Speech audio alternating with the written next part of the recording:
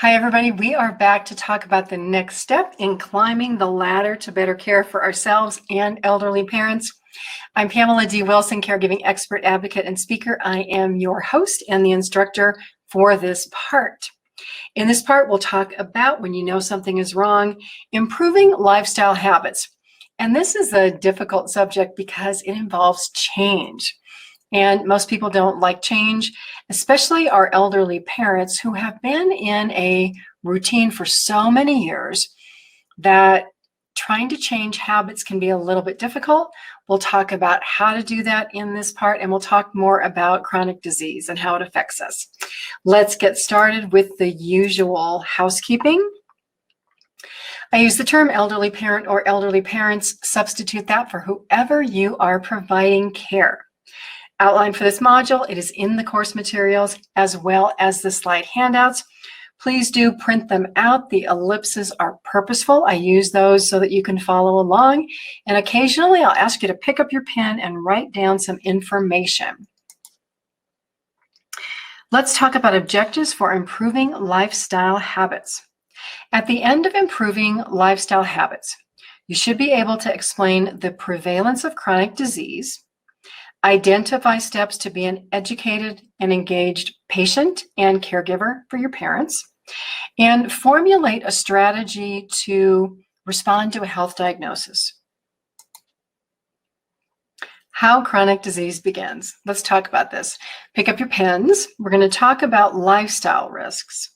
The four main lifestyle risks for chronic disease are tobacco use, that is smoking, that is smoking cigarettes, smoking cigars, using tobacco, using chew. Second one is poor nutrition, and that's described as eating foods that are nutritionally low in protein. Foods that are high in fat, like fast foods, high in sugar, or high in salt.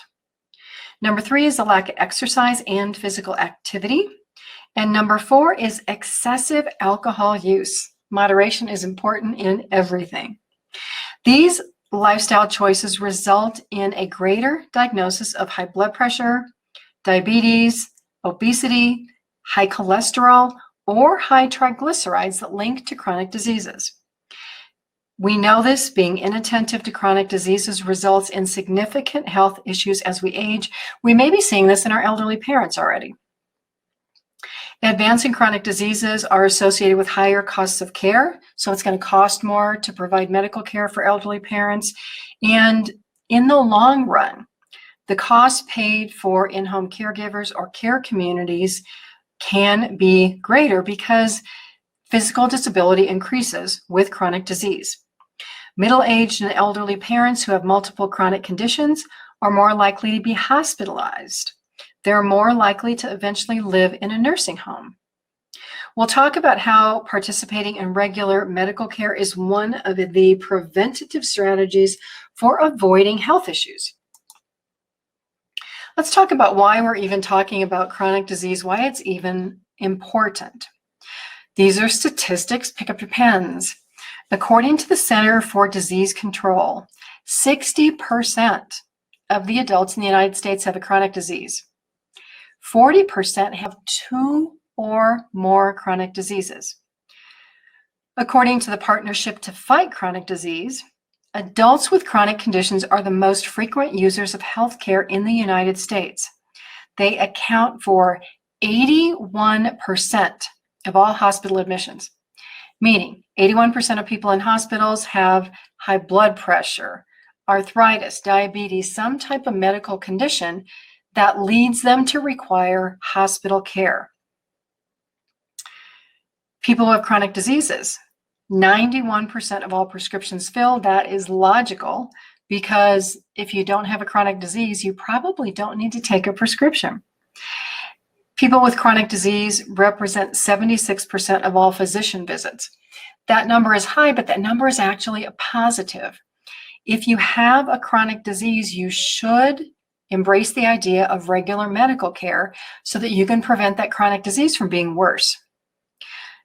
Other statistic, over 1.1 million lives could be saved each year if we were better about prevention and treatment of chronic disease.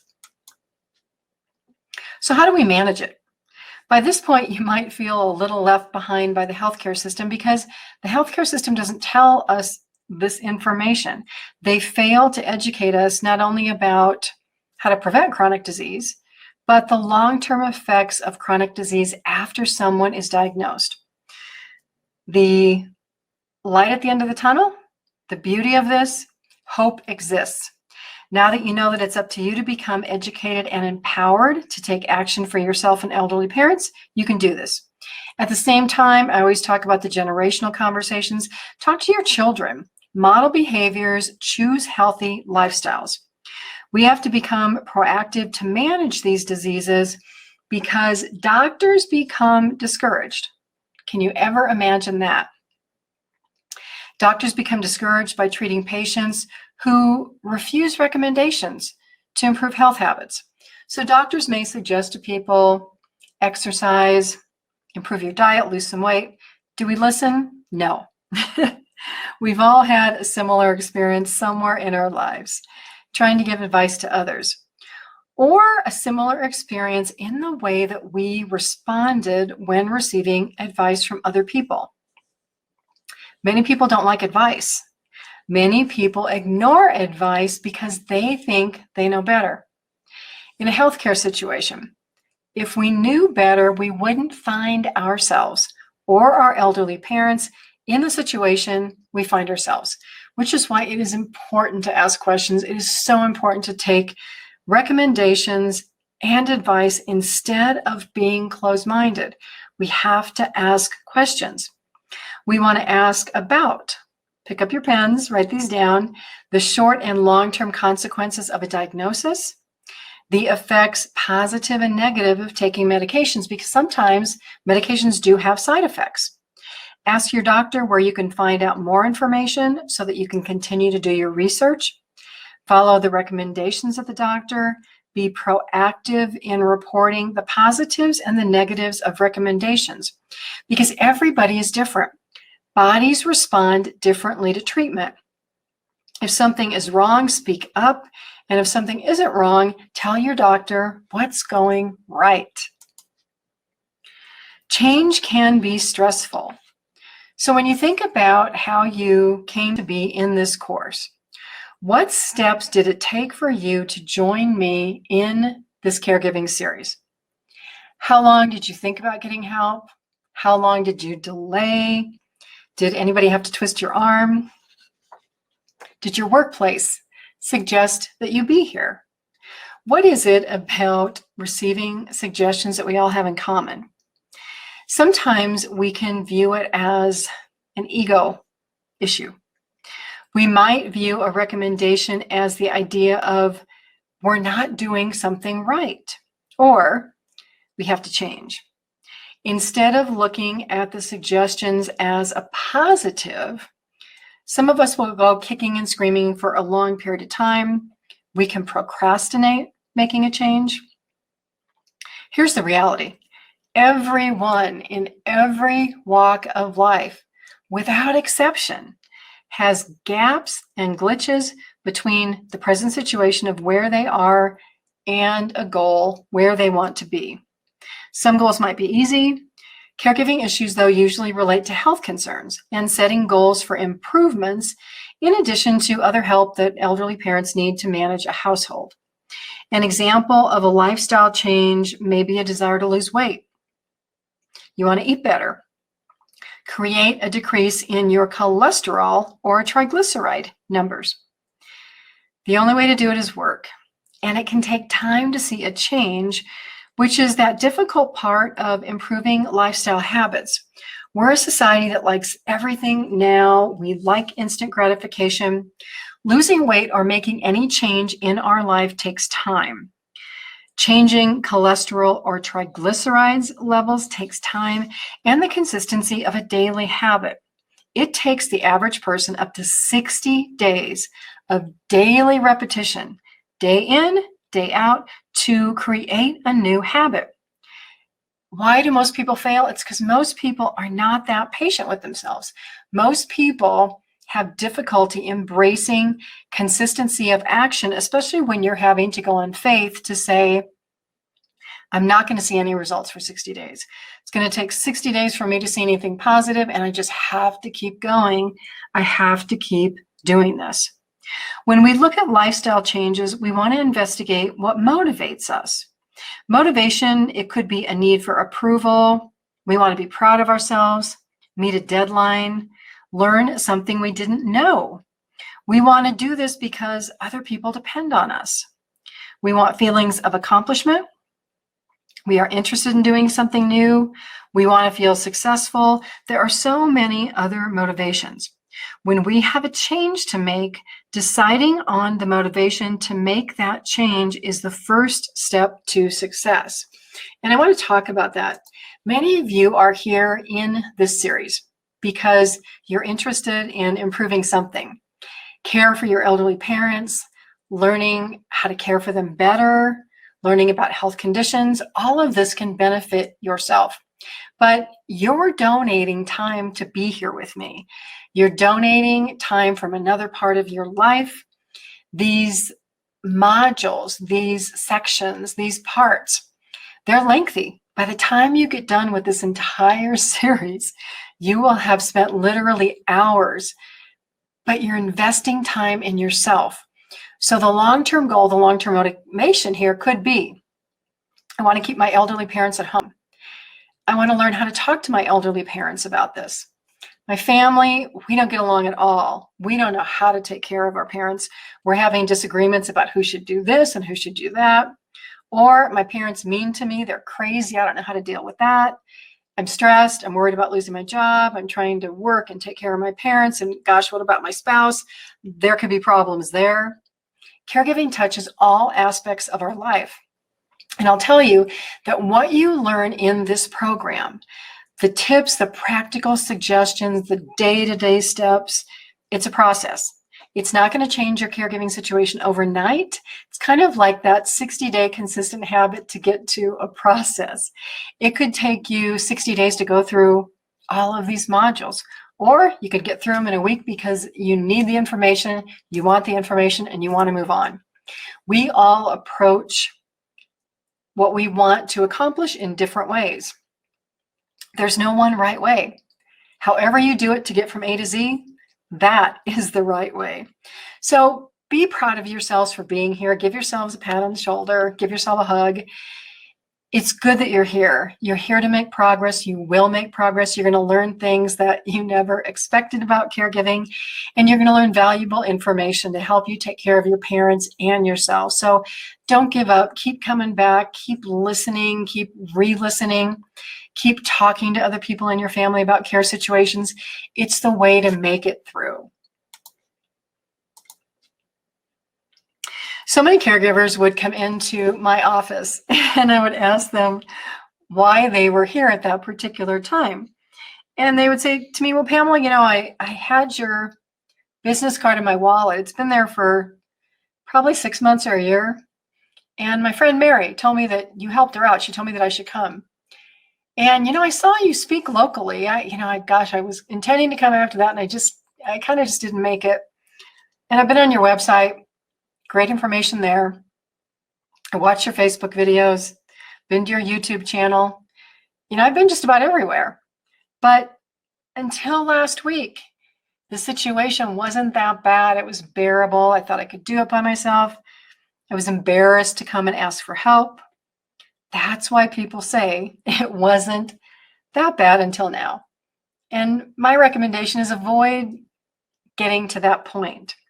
Waiting until a situation gets so bad that we have no choice but to do something about it limits our options.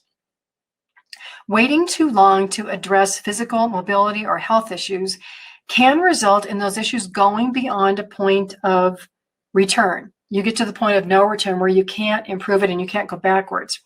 It can also result in fewer opportunities to improve the situation. So I want you to take some notes here. Questions to ask when we say it's not that bad. So it's time to ask yourself, how much longer are you or an elderly parent willing to be in this situation before you do anything? You're here, so something must have happened to make you want to take action. What is that one thing, two thing, three things? List of 20 things. Have you taken any steps to try to resolve the situation or the care situation without seeing any improvement? And that can be normal because sometimes we don't know what that one thing is that's going to turn everything forward, that is going to take the situation a step forward. So if you're stuck, ask yourself if you need to look at the situation from a different perspective, maybe from the opposite way that you're thinking of it. Maybe, believe it or not, ask other people for their opinions and their suggestions. You don't have to take them, but just start collecting opinions, start collecting information, and then decide which of those resonate with you and make sense to you. What's the goal that you want to set, and how long do you think it will take you to get there? What is your motivating factor? Is it you want your parents to stay healthy, at home, out of a care community? You want to learn from their health issues. You want to teach your children about caregiving. You want to make sure that your caregiving hours are not increasing earlier than necessary. So think about if you do nothing, where will you be in a week, a month, 3 months, or a year from now? What does that look like? And then think about, what if you do something? Where will you be in a week, a month, 3 months, and a year from now? Some people will choose to do nothing. Some people will wait for situations to make choices for themselves. And I'll share a little story about that. I had a client who had a little bit of memory loss, and she was not good about taking her medications. She really didn't like having caregivers come into the home, but truly she couldn't manage herself. She would forget to take medications. She wouldn't bathe. Just not a good situation. And so over time, we tried to work with her to let the caregivers in. Some of them she liked, some of them she didn't like. It was different day to day. And we set a time frame. We said, okay, we're going to do this for 12 weeks. We'll work with you for 12 weeks. If at the end of 12 weeks we don't have improvement, then we're going to have to look at something else. We're going to have to look at a different option. Before we even got to the 12 weeks, she fell and broke a hip. That broken hip, as bad as it was a godsend, because after that hospitalization, she went to rehab. She never went back home. We arranged for her to move into an assisted living community where she got care, where we didn't have to worry about her taking medications or bathing, or if she was a fall risk. So in this case, her choice not to participate in care resulted in an unintended, unexpected consequence.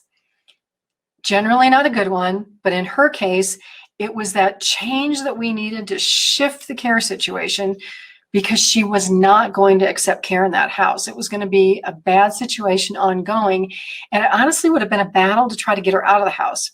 I've done that for many of clients. I know how to do it, but the godsend was hospital, nursing home, assisted living community. So in that situation, it worked out. But this is what happens in a lot of care situations when our elderly parents don't want to participate, or they don't want to make a decision, or they don't want to change a lifestyle habit. Something will eventually happen that changes the situation for better or for worse. Let's talk about patient education and engagement. And I talk about this a lot because it is so important. When we join together like we are here in caregiving programs, we learn that so many other people, amazing to us, are in similar situations. When we don't feel alone, it's easier to make progress. It's easier to move step by step forward. We can certainly learn from the experiences of others and know that we're not alone. Participating in caregiving and patient education, it offers new information, helps us gain confidence. We can also help other people through our experiences. If you are an elderly parent, have a chronic disease, one or more that are bothersome, take steps to start figuring out how to improve that situation today. Choose to find that motivation, whatever it is, to understand and prevent chronic disease from getting worse. And more on the topic of managing chronic disease, patient education, is featured in a Caring Generation podcast It's a great podcast, one of my favorites. Why is patient education and engagement so important? I talk a lot about how to work with the healthcare system. There is a great interview on there by Dr. Mayer Davidson. He talks about diabetes and how there are so many people walking around who have diabetes who don't realize it because it's in that early stage before it really starts to cause any significant problems. In caregiving, we want to look to the future. We want to have hope. We want to look for positive things. Challenges with that: not listening to doctor recommendations, refusing treatments, refusing to take medications, all of the no, no, no, no, no, I refuse, I'm not going to do that, that's not for me, places the health of elderly parents at risk.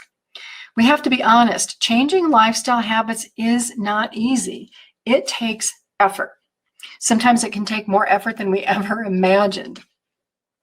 But if you think about yourself today and what you want your health to be like at 65, 75, 85, maybe 95, look at the effects of how chronic disease have affected your elderly parent, your family members, and realize that by looking at your parent, you could be looking at your future. Is that a future you really want? Does looking at that, is that enough motivation to get you to change? And to help your elderly parents to consider changes. As consumers and patients, we bear that responsibility of becoming more knowledgeable about health. Doctors, the healthcare system doesn't know what we don't know. We can work with our elderly parents to improve their lifestyle habits. That will help us spend less time in the long run as a caregiver. We can take that next step forward today. We can make that choice to do that today. And if it was easy, think about this. Everybody would be doing it. That's why that percentage of the number of people diagnosed with chronic disease, 60%, at least one. That's why the second percentage, 40% more than two. Those percentages are so high because if everybody could do it, if it was easy, they would. Choose to be that different person. Choose not to be that statistic.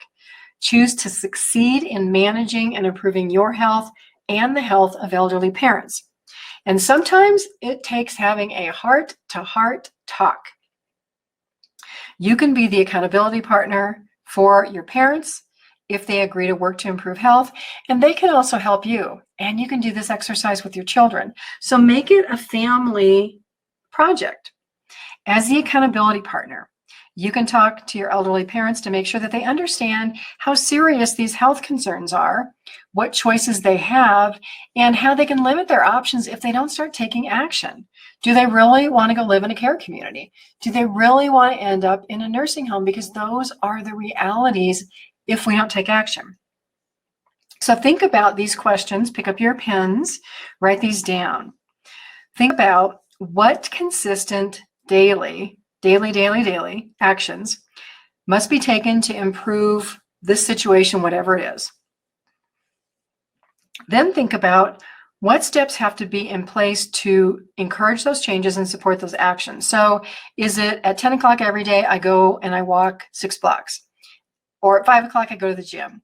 Or I make my lunch the night before, so I'm not eating junk food? What does it take to put those consistent actions in place? And then the third question is, how do we schedule them? So when, where, how? If you think of this as kind of making a weekly plan for a system that you then evaluate at the end of the week to say, gosh, how did it go? Did I do a good job? Do I need to do better at one or two things? What prevented me from achieving what I wanted to? So you want to write down the answers to all these questions, write down the next step, the goals, and then schedule weekly discussions with your parents and your kids around the goals and the events that take you off track. Work together, set the goals together. Even though your parents' goals may be totally different from yours, just the fact that somebody else knows that you are working on something and what it is, if they see you make progress, it will give them more faith that they can also make progress too. So in a sense, in this exercise, in these heart to heart talks, excuse me, we are modeling behavior for each other. We're motivating each other. We're becoming that cheerleader that says, hey, if I can do this, you can do it too. It wasn't as hard as I thought it was. Health goals are easy to make, but sometimes they can be hard to keep. Working together supports the self-discipline and the love that we need to have for ourselves to succeed. It's never too early or too late to pay more attention to your health or the health of elderly parents. Taking actions can be the difference between elderly parents remaining independent as long as possible or them becoming more dependent on the caregivers in all aspects of life. Thank you for joining me for this discussion about improving lifestyle habits. I am Pamela D Wilson, caregiving expert, advocate, and speaker. It has been a pleasure to be with you. Make notes, print out these discussions, make a plan to meet with your elderly parents about setting those goals, figure out what goals you want to set for yourself, what goals you might help set for your elderly children, and how all three of you can become involved to move this forward. I'll see you in the next webinar.